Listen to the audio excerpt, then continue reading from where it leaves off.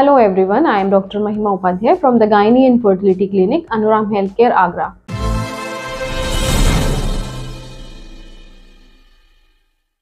So today we will discuss about the weight gain during pregnancy. During pregnancy सारी females को weight gain होता है, लेकिन हमें ये नहीं पता कि कितना weight gain मदर के लिए healthy है और बेबी के लिए healthy है। कितना वेट गेन जो है वो बच्चे के लिए अच्छा रहेगा, या अगर ज़्यादा वेट गेन होगा या कम वेट गेन होगा तो उसके मदर के ऊपर और बेबी के ऊपर क्या इम्पैक्ट्स हो सकते हैं। तो हम अगर प्रेगनेंसी वेट गेन की बात करें तो इट इज़ एक्चुअली इंडिविजुअलाइज्ड, कि हम हर एक फीमेल के लिए अलग अलग स्टैंडर्ड सेट करते हैं कि ड्यूरिंग प्रेगनेंसी उसका कितना वेट गेन होना चाहिए, जो उससे उसके ऊपर और उसके बेबी के ऊपर कुछ अच्छे इफ़ेक्ट्स होंगे। तो इसके लिए हम एक क्राइटेरिया यूज़ करते हैं, उसको हम कहते हैं BMI, यानी कि body mass index. Body mass index calculate करना बहुत इजी है और आप लोग कर सकते हैं। इसमें हम weight, it is calculated by weight divided by height in metre square. तो उसका जो भी BMI होता है उसके बेसिस पे we will calculate the healthy weight gain standard for that particular female. जो नॉर्मल BMI होता है दैट इज़ अराउंड 19 to 25। तो 19 to 25 जिनका BMI है, जो एवरेज BMI में आते हैं, नॉर्मल BMI में आते हैं, उनके लिए जो वेट गेन के क्राइटेरियाज हैं वो हैं 11 to 16 kg तक। जिनका BMI कम है, यानी कि जिनका प्रेगनेंसी से पहले BMI कम है, उनको वो अप टू 18 to 20 kg तक भी वेट गेन कर सकते हैं ड्यूरिंग प्रेगनेंसी। जिनका BMI ज़्यादा है, अब ज़्यादा में कई सारे लेवल्स हो सकते हैं कि वो सिर्फ ओबीज वाली कैटेगरी में है, ओवरवेट वाली कैटेगरी में है। अगर वो ओवरवेट वाली कैटेगरी में है जिसमें 25 से 29 के अराउंड BMI के स्टैंडर्ड्स हैं, तो वो लोग 7 to 11 kg तक का वेट गेन कर सकते हैं। लेकिन जो ओबीज कैटेगरी में है, जिनका BMI ज़्यादा है, 30 से भी ज़्यादा है, तो उनके लिए जो वेट गेन का स्टैंडर्ड है वो 5 to 7 kg तक का है। अब हमने ये स्टैंडर्ड्स क्यों बनाए हैं?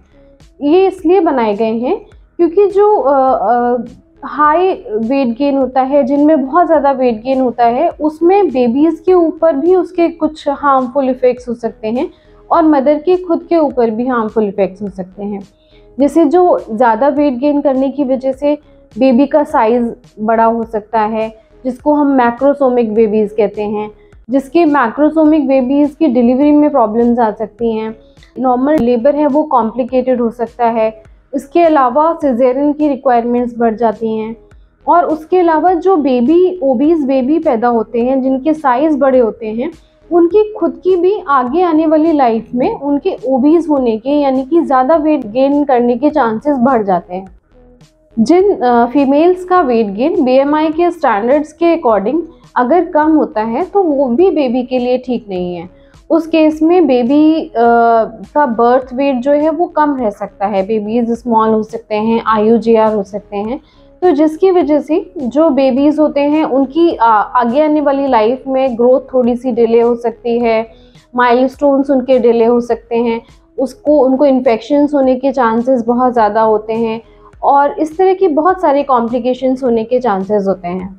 अब ये जो मदर का वेट गेन है, अगर हम इसके बारे में बात करें कि हम कैसे इसको प्लान कर सकते हैं कि ड्यूरिंग प्रेगनेंसी उसका वेट गेन ठीक से रहे, या उसका ऐसा ना हो कि ज़्यादा वेट गेन हो या कम वेट गेन हो, तो इसके लिए आप कुछ बहुत अच्छी चीज़ें कर सकते हैं। जैसे प्री प्रेगनेंसी अपना BMI अच्छा रख सकते हैं।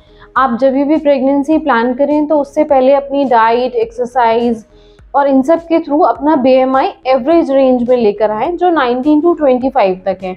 उसके बाद मोस्टली जिनका एवरेज BMI होता है बिफोर प्रेगनेंसी, उनके वेट गेन यूजुअली नॉर्मल होते हैं और ऐसे केसेस में बहुत ज़्यादा वेट गेन और बहुत कम वेट गेन ऐसा होने के चांसेस थोड़े कम रहते हैं।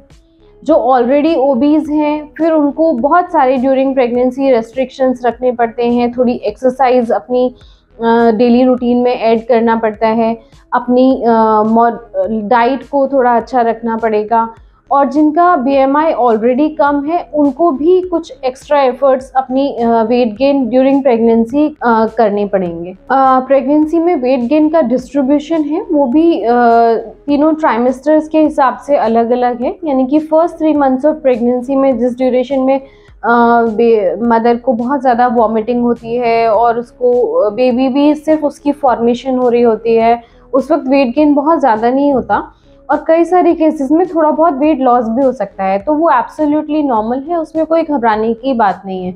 अराउंड 1 kg ही patient during first trimester weight gain करती है। सेकेंड ट्राइमेस्टर में जो वेट गेन है वो around 200 to 300 grams per week के रेट से होता है और during third trimester weight gain बहुत अच्छा होता है, it's around 300 to 400 grams per week. जो प्रेगनेंसी में जो वेट गेन होता है वो तो आप सबको पता है कि 5-7 kg 9 kg या जो भी जितना मदर का होता है, उसमें बेबी का वेट तो अराउंड 2.5 to 3.5 kg ही होता है। उसके अलावा जो वेट है वो इस तरह से डिस्ट्रीब्यूटेड होता है, जैसे यूट्रस की साइज़ बड़ी होती है, that is around 1 to 1.5 kg। Baby के सराउंडिंग में जो वाटर होता है जिसको एमनियोटिक फ्लूइड कहते हैं वो भी वेट में कंट्रीब्यूट करता है। उसके अलावा प्लेसेंटा जो बेबी को ब्लड फ्लो के लिए सप्लाई करता है और सारी चीज़ें न्यूट्रिशन और उन सब के लिए हेल्पफुल होता है, उसका भी वेट होता है। थोड़ा बहुत वाटर रिटेंशन भी होता है हार्मोन्स की वजह से और थोड़ा सा मदर का वेट खुद का भी गेन होता है। तो जब भी आपकी एंटीनेटल विजिट्स होती हैं आपकी डॉक्टर के पास, आपकी ऑब्स्टेट्रिशियन के पास, तो वो हर विजिट पे आपका वेट चेक करती है और उस वेट पे चेक रखना बहुत ज़्यादा इम्पॉर्टेंट है, क्योंकि कई बार सिर्फ बेबी मदर का वेट जो है वो कई और वजहों से भी बढ़ रहा होता है, जैसे कि वाटर रिटेंशन बहुत ज़्यादा हो रही होती है या कुछ कंडीशंस होती हैं जिनको PIH कहते हैं, जिसमें मदर का BP जो है वो हाई होता है, उसमें भी कई बार एक्सेसिव वेट गेन पेशेंट को हो जाता है। या अगर बहुत ज़्यादा वेट गेन होता है तो उसमें जो आपकी ऑब्स्टेट्रिशियन है वो आपकी डायबिटीज़ को रूल आउट करना ज़रूरी होता है कि कहीं प्रेगनेंसी के साथ में डायबिटीज़ तो नहीं डेवलप हो रही है, जिसको जेस्टेशनल डायबिटीज़ कहते हैं। तो इसलिए हर बार अपनी ऑब्स्टेट्रिशियन के पास जब भी आप जा रहे हैं तो अपना वेट ज़रूर से चेक कराएं और अपनी ऑब्स्टेट्रिशियन से डिस्कस करें कि क्या इसके इम्पैक्ट हो सकते हैं आपके बेबी के ऊपर, या आपका जो वेट गेन है वो प्रोग्रेसिव है या उसकी जो ग्रोथ है वो ठीक चल रही है या नहीं चल रही है। और जैसा मैंने अभी बताया कि आप खुद भी इसमें कुछ एफर्ट्स डाल सकते हैं, जैसे कि आप प्रेगनेंसी प्लान करके करें और अपना प्री प्रेगनेंसी जो वेट है उसको स्टैंडर्ड रखें, आपका BMI एवरेज रेंज में हो जिसमें 19 to 25 तक है।